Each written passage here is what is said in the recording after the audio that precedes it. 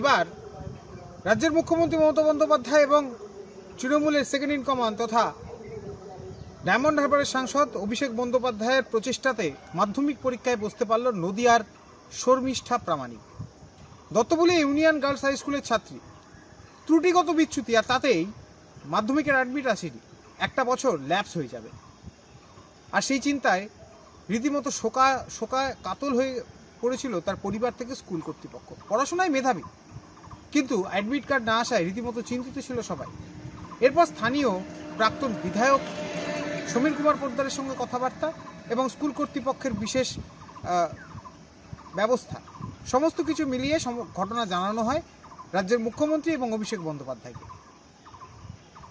মমতা বন্দ্যোপাধ্যায় এবং অভিষেক বন্দ্যোপাধ্যায়ের প্রচেষ্টাতে মধ্যশিক্ষা পর্ষদ বিশেষ অ্যাডমিট কার্ড ব্যবস্থা করে এবং সেই অ্যাডমিট পেয়ে এখন রীতিমতো পরীক্ষা দিতে চলেছে শর্মিষ্ঠা প্রামাণিক।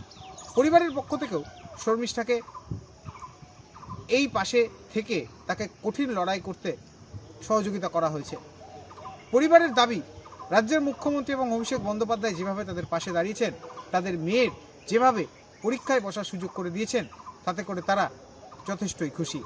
এবং এই মানবিক মুখ দেখে, অর্থাৎ রাজ্যের মুখ্যমন্ত্রীর মানবিক মুখ দেখে এখন আপ্লুত দত্তফুলিয়াবাসীও।